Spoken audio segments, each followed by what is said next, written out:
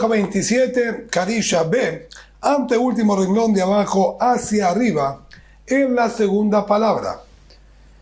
Vimos en la clase anterior una determinación que dijo Rabbi Yohanan. Si no trajo la Gemara, que Rabbi Asé dijo el nombre de Rabbi Yohanan, que aquel zar, aquel ajeno, que mesader de Marajá, que ordena y organiza la fogata del Mizbeach para la quema de los korbanot, de las ofrendas, Hayab Mitah, le corresponde pena de muerte del Shamayim, del cielo.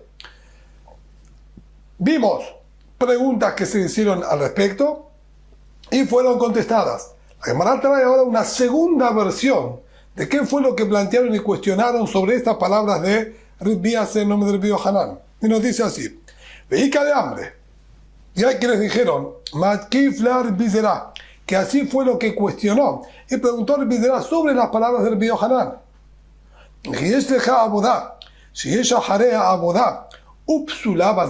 ¿Acaso encontramos nosotros algún servicio que sea para Boreolam, que hay posterior a ese servicio otro servicio más, y un ajeno que lo realice está invalidado y le corresponde pena de muerte por hacerlo? La regla es que si hay otra abodá, otro servicio posterior a ese que te está haciendo, es decir, que hay una continuación y no se termina con ese servicio, como estudiamos anteriormente, va a abadetem, abodá tamá, si es un servicio en el que se concluye ese servicio, allí es donde nosotros encontramos pena de muerte para el ajeno que lo realiza. Pero si no es una conclusión, sino todavía hay que continuar con algo más, allí no corresponde la pena de muerte para el ajeno que lo realiza. Entonces, ¿cómo puede ser que Rabbi Yohanan haya dicho que sí le corresponde pena de muerte por ordenar la fogata? Si estudiábamos anteriormente, y así nos enseñan los pesukim, que posterior al preparado de la fogata hay que colocar 2 troncos o 2 tablones de madera sobre la fogata. Quiere decir que todavía no está terminada la abodá, no está terminado su servicio. Y aquí, tanto Rashi como el Gaón Mivilna nos hacen una corrección en el texto y dice que debemos saltear 4 renglones. En la Itmar serían 5 renglones para ser precisos, 5 renglones en la cuarta palabra. En la Itmar, sino al ser que está bien planteada la pregunta que le estamos haciendo al Rabbi Yohanan, indefectiblemente tenemos que explicar que la intención del Rabbi Yohanan fue otra.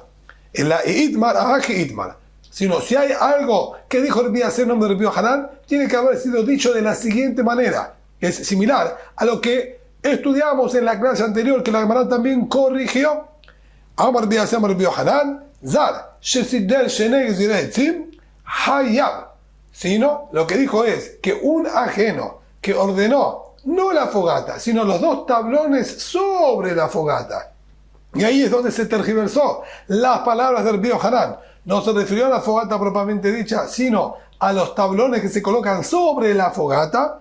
El ajeno que coloque estas 2 tablas sobre la fogata le corresponde pena de muerte del Shamayim, o il va a bodar tamay, ya que es la conclusión de lo que es Sidura Marajá, es la conclusión del preparado del fuego en el Mizbeach. Luego, lo que continúa ya no es en el preparado de la fogata, sino es la colocación de los miembros y trozos de la ofrenda sobre la fogata. Ahí ya es ocuparse de la ofrenda. Aquí era ocuparse de la fogata. En ese aspecto ya se terminó, se concluyó, y por eso sí corresponde pena de muerte para el ajeno que lo realice. Matkifla Rabá. Sin embargo, Rabá tenía lo que cuestionar también sobre esto, en la Meata. Entonces, de acuerdo a esto que estamos analizando, que es tan importante y valioso la colocación de estos 2 tablones, País, ¿por qué no se exige un sorteo? No encontramos que se sorteaba quién va a colocar los trozos de madera en la Marajá. Dice la Gemara, vela vaya país. ¿Acaso no necesita un sorteo? Hay sorteo sobre esto también. Beatania, estudiamos anteriormente ya en 2 oportunidades, lo mencionamos aquí mismo. Beatania,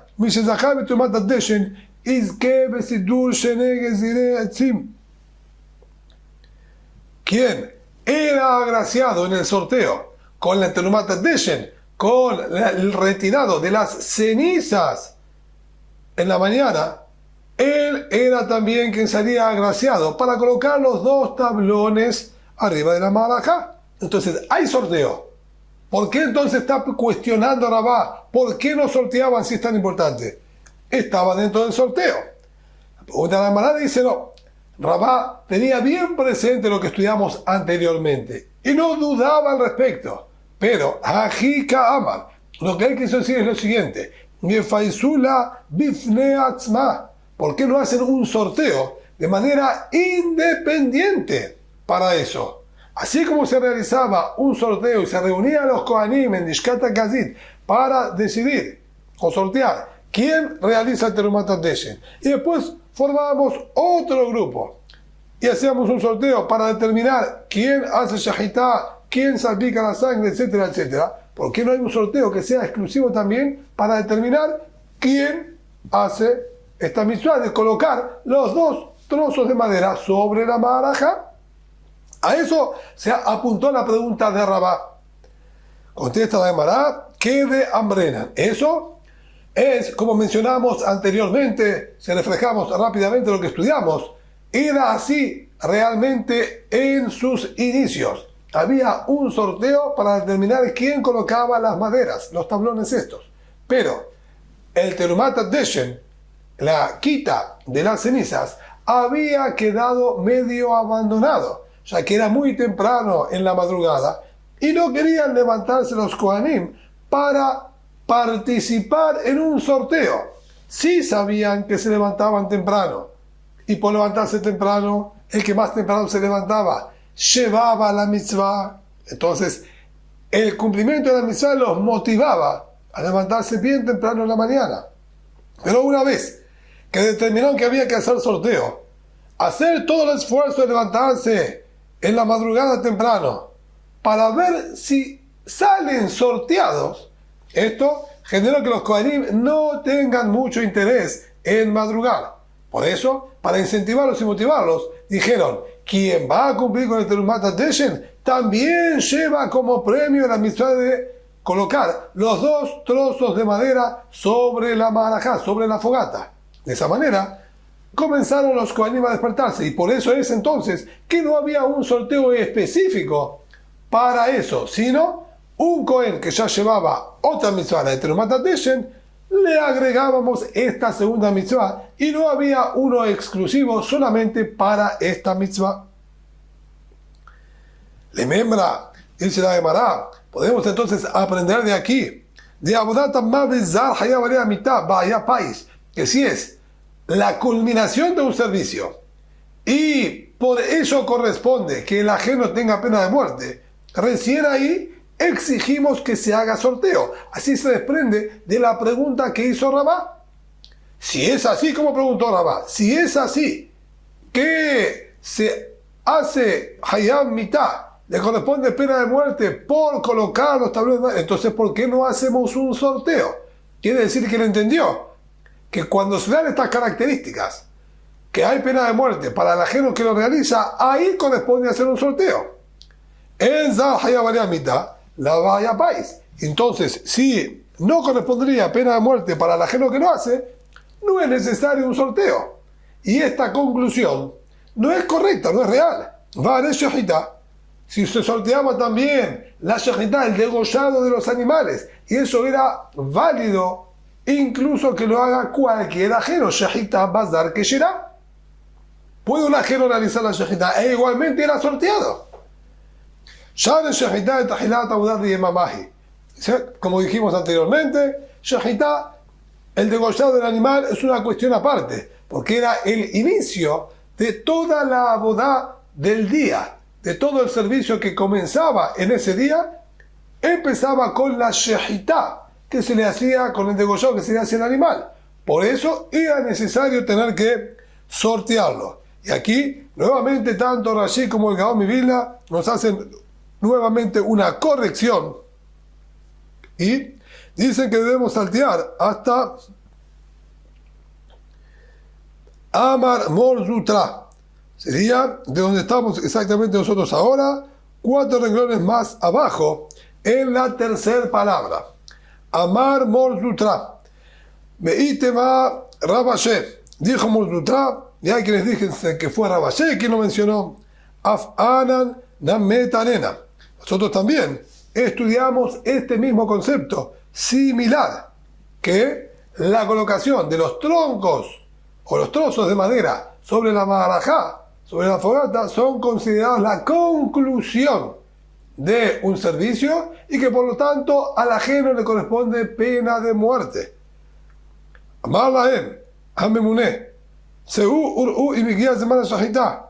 Estudiamos anteriormente y lo vamos a ver ahora inmediatamente al comienzo del próximo Perek, del próximo capítulo, que el encargado del Bet HaMikdash les decía: vayan y fíjense si ya llegó el horario correcto para poder comenzar con la shejitá, con el degollado de la ofrenda del tamid, de la ofrenda diaria de la mañana. Sin embargo, no dijo, fíjense si ya llegó el horario para colocar los 2 tablones de madera. Esto da la pauta que los tablones de madera se colocaban en la noche, conjuntamente con el preparado de la fogata. En cambio, la shejitá del Corbán, el degollado de la nueva ofrenda, es recién a partir de que amanece y se hace de día. Indicando entonces que son 2 abodot, 2 servicios completamente independientes. Uno, el preparado de toda la fogata con los 2 tablones, que incluso se realizaba de noche, y a partir del día comienza otro servicio que es el de la ofrenda del tamid. Esto claramente refleja las palabras que estuvimos nombrando antes, que el colocar los 2 tablones es la culminación y la finalización de un servicio, de una abodá, y por eso entonces es correcto lo que dijo el Biaser nombre del Biohanan, que allí corresponde pena de muerte del Shamayim para el ajeno que lo realiza. Sin embargo, la Gemara, si bien no descalifica las palabras que dijo el Biaser nombre del Biohanan, sí considera que de aquí, de esto último, no es una prueba fehaciente. ¿Por qué no? Dice la Gemara, de letlata cantá catanne, de itlata cantá la catanne, como vimos también en la clase anterior, no es una prueba porque la Mishnah, lo que nombró ahí, que tenían que subir y fijarse si ya llegó el horario, era solamente por el Cordán Tamid, ya que una vez que degollaban a la ofrenda del tamid, no había manera de resarcir ese error. Si ya lo degollaron previo al horario válido, no hay manera de validar ahora a este animal. Y tendrían que desecharlo y hacer una nueva ofrenda. Entonces, como allí se perdía y no había solución para ese animal, se tomaba la molestia y pedían que vayan y observen correctamente si ya llegó el horario. En cambio, en lo que respecta a colocar los 2 tablones de madera, si bien nosotros podemos decir que se realiza del día y es una continuidad el preparado de la fogata con la ofrenda del tamid, es todo un solo servicio prolongado. De todas maneras, no era necesario exigir que vayan y se fijen. ¿Por qué no era necesario? En el peor de los casos, que lo colocaron en la hora incorrecta, se toman otros 2 tablones y se lo pone arriba. No queda todo invalidado. Por lo tanto, sobre eso no se molestaban en indicar que se fijen el horario. Pero perfectamente podemos decir que era necesario hacerlo únicamente de día. Y si es así, no es entonces la culminación del preparado de la fogata, ya que uno se realizaba de noche, el otro se realizaba de día, perfectamente puede vérselo todo como una sola secuencia prolongada. Por lo tanto, no hay pruebas de aquí a las palabras que dijo el Biohanan.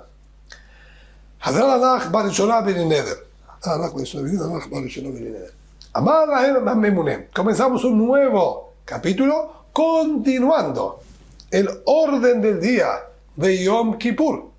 Solo que nosotros terminamos ubicándonos en el Terumat HaDeshen, en la quita de la ceniza, y que se realizan los sorteos normalmente durante el año, como aclaramos, pero no en Yom Kippur. Si bien nombramos discusión entre Rashi y Tosafot, la opinión que nosotros seguimos aquí para explicar y no marear es que en Kippur no había sorteo y lo realizaba absolutamente todo el Kohen Gadol, pero la Mishnah nos aclaró cómo se hacía habitualmente durante el año. Y ahora vuelve a su estado original.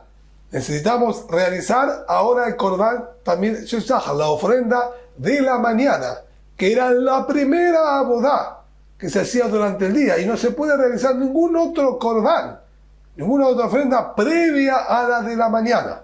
Entonces nos dice ahora, Amar Emma Memuné, les decía el encargado, el responsable de los Kohanim, salgan y observen, sea subiéndose alguno de los techos del Bet HaMikdash, de las habitaciones que se encontraban en él, o subiendo sobre alguna de las paredes del Bet HaMikdash, que sería preferentemente la pared del este, que daba hacia el este, ya que la salida del sol es obviamente del este. Y le decía, salgan y observen en mi guía de Mara Shahitá, ya llegó el horario para poder degollar. Y mi guía, si llegó el horario, a Roé, el observador que estaba desde esas alturas, Omer Barkai decía, hay destello, es decir, se iluminó, hay una luz que se ve allí, a lo lejos, como un destello de luz entre toda la oscuridad, que sería el comienzo del amanecer. Está el amanecer, está la salida del sol. La salida del sol, de acuerdo a la Halajá, es el momento en que se empieza a ver la esfera solar. El amanecer, en cambio, es cuando empieza a aclarar, incluso antes de que se vea, obviamente, la esfera solar. Aquí estamos hablando del Amud HaShahar, sería el amanecer. Matías ben Shemuel o Matatías ben Shemuel, Omer, Heir Pere Kol HaMizrach, Ad Shebe Hebrón, iluminó todo el frente del este, todo el lado este, hasta la ciudad de Hebrón. Y él dice sí. Y esta frase, que aparentemente carece de hilación y no es compatible como está formada, la vamos a analizar en la Gemara posteriormente y vamos a ver dos explicaciones distintas cuál es el contenido, pero eso quedará para la próxima clase. ¿Y por qué necesitaron, se exigió tanto movimiento, que suban hasta el techo, que estén observando, pregunten y se cercioren? ¿Por qué no podían simplemente ver cómo se hace normalmente? Lo dice la Gemara. En una oportunidad, alama hora levaná, pedí mucha ir mizrah, una oportunidad, cerca del horario del amanecer, se vio la silueta de la luna y comenzó a aclarar allí en el este. Ellos creyeron que esa claridad era consecuencia del sol y mandaron a degollar la ofrenda del tamid. Tamid, degollaron al tamid. Pero pasó un tiempito y se percataron que no era el sol y se habían confundido con la luz que despedía la luna. Y entonces habían hecho incorrectamente esa ofrenda. Y tuvieron que sacarlo de su lugar y colocarlo en el Bet HaSerefá, en un espacio especial que se encontraba en la Azará del Bet HaMikdash, para quemar aquellas ofrendas que quedaron descalificadas. Entonces, para evitar otro error como este, que esto infería varios inconvenientes, más allá de la pérdida monetaria del animal, sino la pérdida de el control de lo que se estaba haciendo correctamente, desarmaba toda la estructura de lo que había que hacer, se realizaban berajot, bendiciones innecesariamente, ya que antes del degollado, el que degolla dice una mitzvah específica para el degollado del animal, y todo fue hecho incorrectamente. Por lo tanto, querían evitar y hacer las cosas como corresponde, y pusieron que haya que observar y cerciorarse perfectamente que se vio la luz en el lado este. Una vez que ya tenemos confirmado el amanecer, entonces en Yom Kippur, Horidu Kohen Gadol le Beta Tevilá, mandaban al Kohen Gadol a que vaya a sumergirse en la migbe para purificarse. Sea clara de Mikdash. Había una regla importante en el Beta Mikdash, que luego vamos a ver a relación de qué lo trae la Gemara, la Mishnah de esta manera.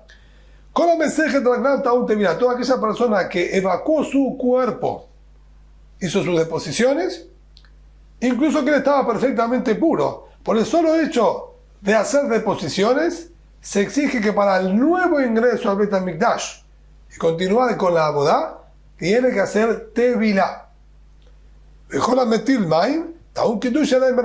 Y quien solamente orinó, entonces no es necesario tevilá, sumergirse dentro de la migbe, alcanza con que haga Kiddush Yadayim Beragraim, se acerque al Kior, al lavabo, y haga nuevamente este lavado ritual de lavar mano y pie derecho, mano y pie izquierdo, para estar apto para hacer nuevamente la abodá.